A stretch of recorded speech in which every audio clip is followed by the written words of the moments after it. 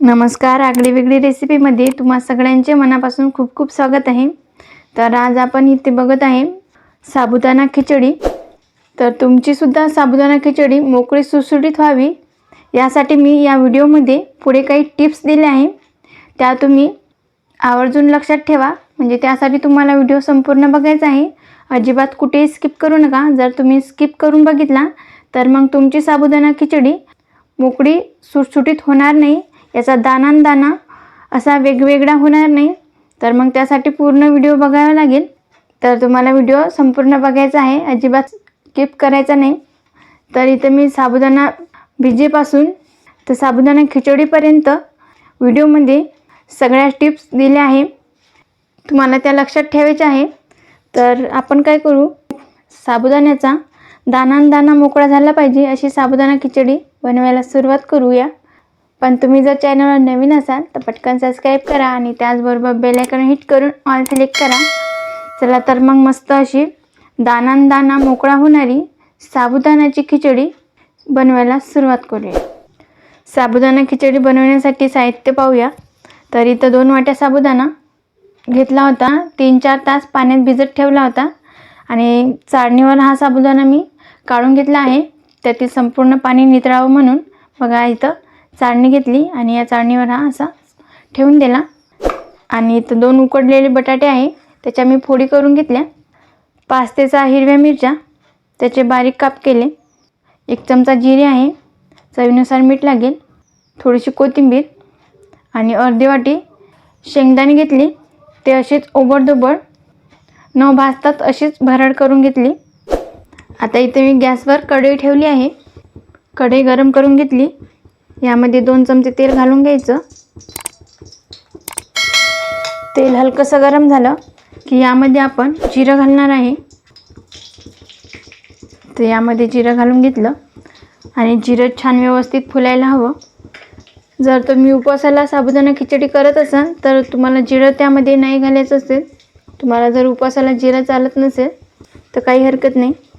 बघा छान जिरं इथं फुललं. आता यामध्ये आपल्याला शेंगदाणे घालून घ्यायचे आहे. कच्चे शेंगदाणे होते, त्याची भरड करून घेतली. हे तेलामध्ये चांगल्या फ्राय करून घ्यायचे. मस्त 2-3 मिनटासाठी व्यवस्थित असं फ्राय करून घ्यायचे हे शेंगदाणे. आता इथे 2 ते 3 मिनटासाठी शेंगदाणे मस्त खरपूस असे फ्राय करून घेतले. तर यामध्ये हिरवी मिरची घालून घ्यायची. हे सुद्धा 1-2 मिनिट चांगली तेलामध्ये परतून घ्यायची. तर साबुदाणा खिचडी बनवताना या चुका टाळा. त्या म्हणजे कोणत्या, साबुदाणा जेव्हा आपण भिजत घालायला घेऊ त्यावेळेस तो छानपैकी धुवून काढायचा. कारण बरेच जण काय करतात, साबुदाणा भिजल्यावर नंतर तो धुवायला घेतात. तसं करू नका. साबुदाण्यामध्ये भरपूर प्रमाणात स्टार्च असतात. तर आपण भिजत घालू त्या अगोदर तो स्वच्छ धुवून काढायचा आणि नंतर मग पाण्यामध्ये 4 तास भिजत घाला. ही टीप तुम्ही आवर्जून लक्षात ठेवा. तर इथं 2 मिनटासाठी मिरची मस्त व्यवस्थित फ्राय करून घेतली. तर यामध्ये आपल्याला बटाटे घालून घ्यायचे. आता हे बटाटे 1 मिनिट यामध्ये परतून घेऊया. आणि बघा चाळणीवर घेतला आहे, म्हणजे याचं संपूर्ण पाणी चाळणीतून निथळून जाते. साबुदाणा खिचडी ही अशी मोकळी होते. भिजवल्यावर आपण लगेच करायला घ्यायचं नाही, त्यातील संपूर्ण पाणी निथळून घ्यायचं. चाळणीवर ठेवायचा तो, म्हणजे जेणेकरून त्यातील सगळं पाणी निघून जाते आणि छान साबुदाणा खिचडी होते. 1 किंवा 2 तास भिजत घालायचं नाही, चांगला 3 ते 4 तास भिजत घालायचा. किंवा मग तुम्ही रात्रभरासाठी सुद्धा भिजत घालून ठेवू शकता. त्याने काय होईल, साबुदाणा खिचडी आहे जेणेकरून अशी मोकळी होते. तर यामध्ये हा साबुदाणा आता मी घालून घेते.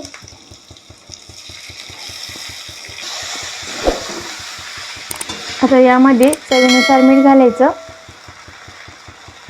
तुम्ही हा साबुदाणा खिचडी उपवासासाठी खाऊ शकता किंवा मग नाश्त्यामध्ये सुद्धा खाऊ शकता.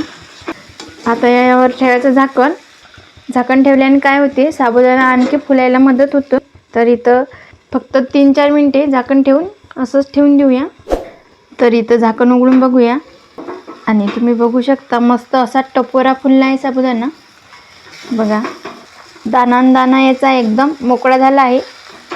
बघा मस्त असा तर मी तुम्हाला ज्या टिप्स सांगितल्या त्या लक्षात ठेवा, म्हणजे तुमची साबुदाणा खिचडी छान अशी मोकळी सुटसुटीत होईल. तर एकदा मिक्स करून घेऊया.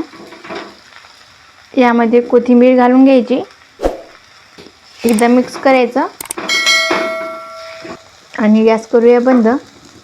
आता गरमागरम साबुदाणा खिचडी सर्व करूया. इथे आपली गरमागरम साबुदाणा खिचडी बनवून तयार आहे आणि मस्त एकदम मोकळी सुटसुटीत झाली आहे. तुम्ही बघू शकता याचा दाना मोकळा झाला आहे. तर ही उपासाला खाऊ शकता किंवा मग उपास नसेल तरी सुद्धा चालेल, तशी सुद्धा करून खाऊ शकता.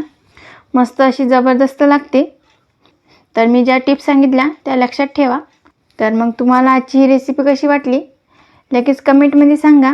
तुम्हाला जर आजचा हा व्हिडिओ आवडला असेल तर लाईक करा, जास्तीत जास्त तुमच्या फ्रेंड आणि फॅमिलीसोबत शेअर करा. तसेच आगळी वेगळी रेसिपीला सबस्क्राईब करायला विसरू नका आणि त्याचबरोबर बेल आयकॉन हिट करून ऑल सिलेक्ट करा, ज्याने का होईल मी छान छान रेसिपी अपलोड करेल त्याची नोटिफिकेशन तुम्हाला येऊन जाईल. आज वेळात वेळ काढून तुम्ही ही संपूर्ण रेसिपी बघितल्याबद्दल तुम्हा सगळ्यांचे मनापासून खूप खूप धन्यवाद. अशीच छान छान रेसिपी तुम्हीसुद्धा बनवून खात जा. भेटूया नेक्स्ट व्हिडिओमध्ये.